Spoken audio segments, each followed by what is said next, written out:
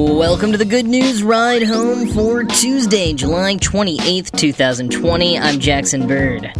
Can trained dogs sniff out positive COVID-19 infections? It's 2020, and people are apparently still finding legit buried treasure. This week, NASA is sending a 600,000-year-old Martian rock back to where it came from. And the coolest new Instagram sensations are a pair of octogenarian laundromat owners from Taiwan. Here are some of the cool things from the news today. Kicking off today with some potentially positive COVID-19 news from our canine friends. Dogs being trained to sniff out drugs, weapons, and diseases like malaria and even cancer is nothing new. But a new study shows that when trained, dogs are able to sniff out COVID-19 infections. Quoting CNBC, a new study, which was piloted by the University of Veterinary Medicine Hanover, the Hanover Medical School, and the German Armed Forces, found that if properly trained, dogs were able to discriminate between human saliva samples infected with SARS-CoV-2 and non-infected samples with a 94% success rate overall. The hope is this method of detection could be one day used in public areas such as airports, sporting events, and other mass gatherings, in addition to laboratory testing, to help prevent future COVID-19 outbreaks, according to researchers, end quote. The study was conducted using 8 dogs from Germany's armed forces. They were trained for a week using 1,000 samples of both infected and uninfected saliva, although neither of the researchers nor the dog handlers knew which was which. Maren von Kockritz-Blickwitte, who conducted the study, says the dogs can probably detect a metabolic change, which occurs when a person is infected. The one issue, the dogs apparently can't differentiate COVID-19 from other diseases like influenza, yet. But the research team says that is the next step. And the Hanover Medical School in Germany aren't the only ones conducting trials on trained dogs. Researchers at the London School of Hygiene and Tropical Medicine are also training and studying dogs to see if they could detect COVID-19 from a person's body odor, which they say is altered by respiratory disease. And as for the canine's welfare, quoting CNN, dogs are known to be able to contract COVID-19, but there is no evidence that the virus can spread from dog to humans. The team at Medical Detection Dogs assure CNN that the dogs are well looked after and will be kept safe from infection. Our dogs will be trained on a dead virus and then have no contact with the individuals they are screening, but will sniff the air around the person, says Representative Gemma Butlin. The dogs will only be permitted to be touched by the handler, which therefore means there will be very low risk of spread of the virus from the dog to their handler or to the people they live with, end quote.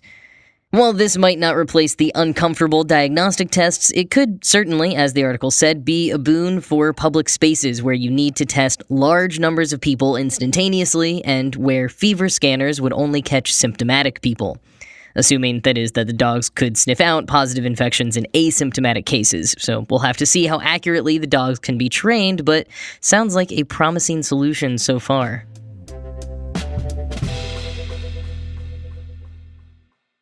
In news that barely sounds real, an anonymous man has found a chest of buried treasure in the Rocky Mountains. The chest, containing gold, jewels, and other artifacts worth at least $1 million, was hidden about a decade ago by New Mexican author and art dealer Forrest Fenn.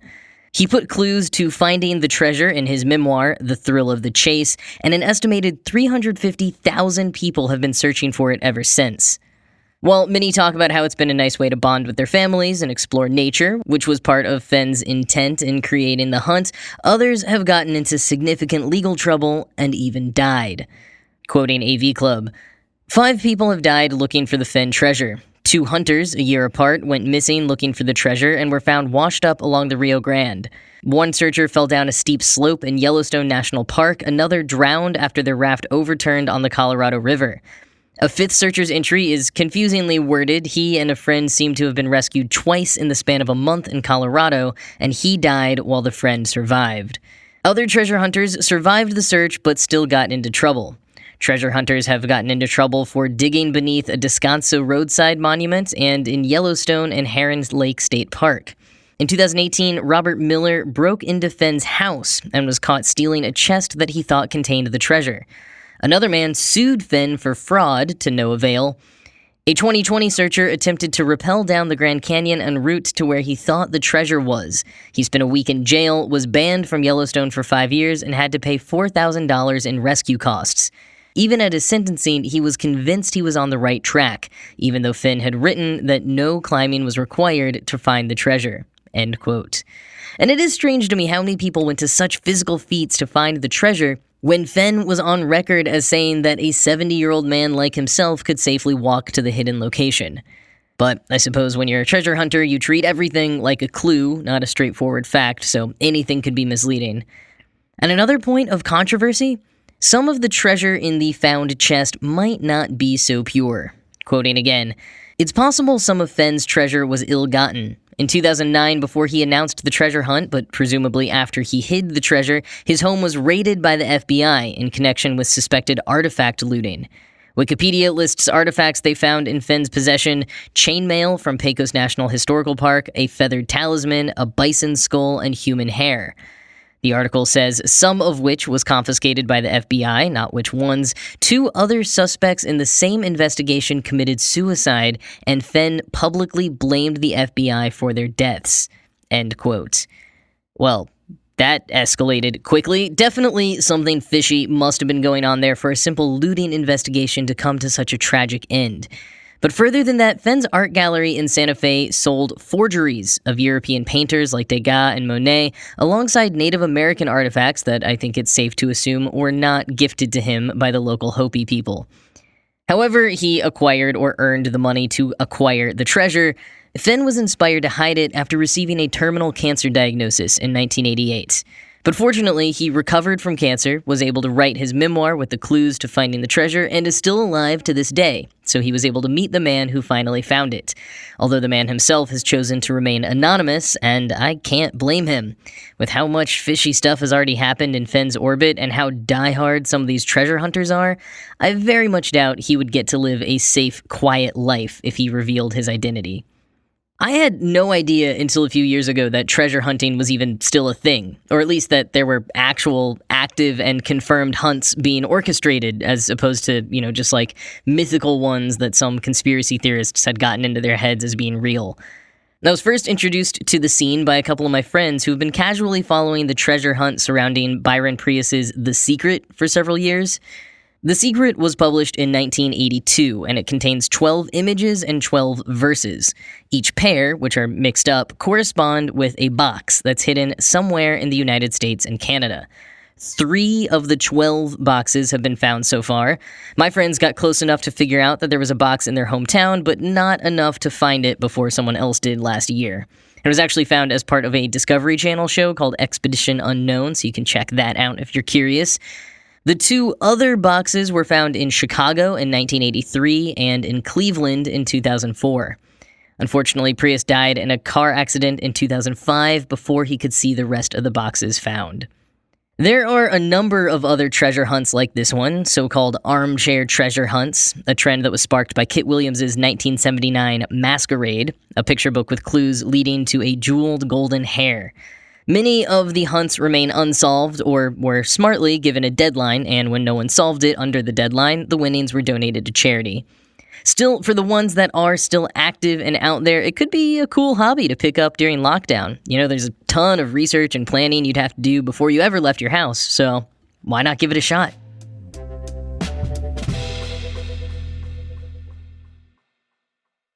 A rock that left Mars 600,000 years ago is being returned to the red planet on Thursday thanks to NASA's Perseverance rover.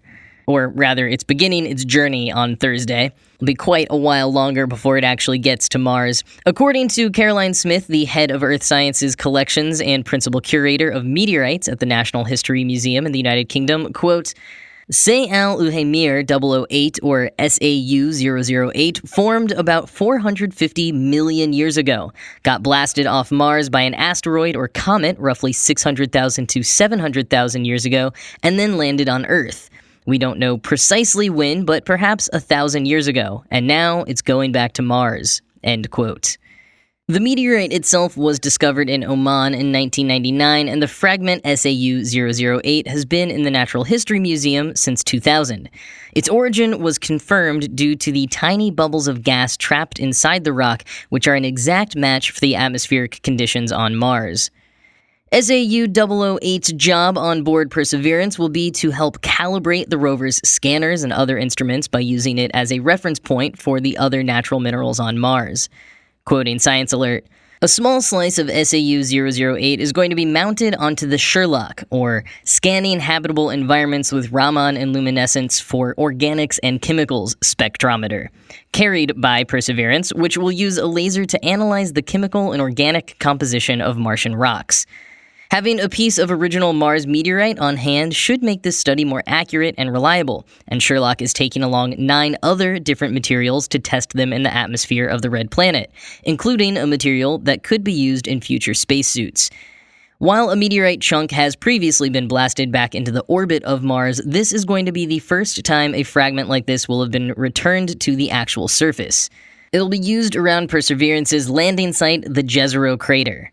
The 49-kilometer or 30-mile bowl may once have held a lake, and one of the jobs that Perseverance has is to look for any lingering traces of life." End quote. The Perseverance rover will launch from Cape Canaveral on July 30th during a 2-hour window starting at 7:50 a.m. Eastern Daylight Time, and you can watch it live on NASA's official social media channels.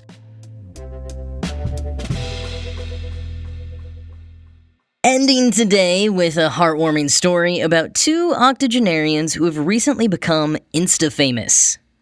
Chang Wanji and Su Shou-er, married couple and owners of Wanshou Laundry in central Taiwan, recently found a new way to fill the time during lockdown when their customers dwindled to a trickle, and a new use for abandoned clothes.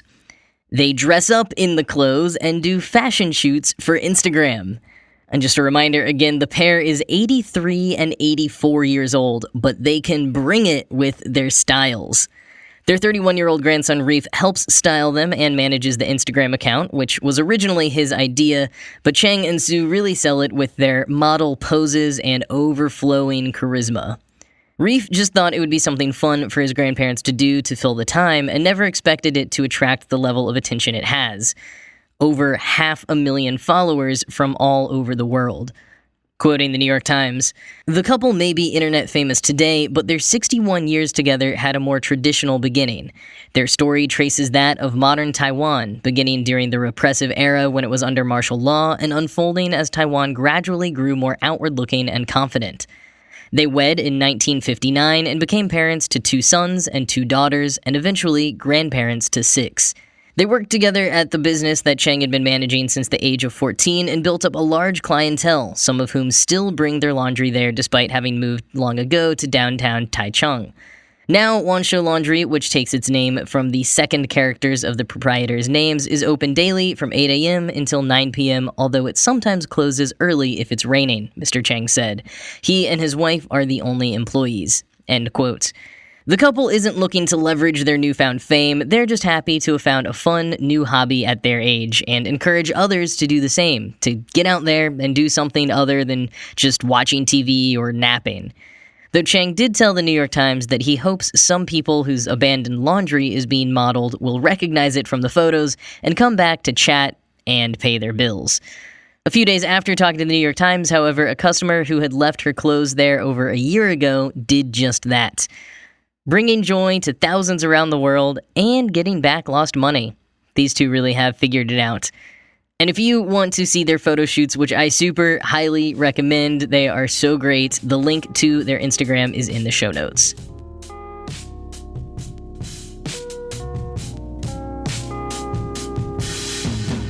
That's all I got for you today. As always, this show was produced by Ride Home Media, the daily news podcast people. I'm Jackson Bird. I hope you all have a very good rest of your day, and I will talk to you tomorrow.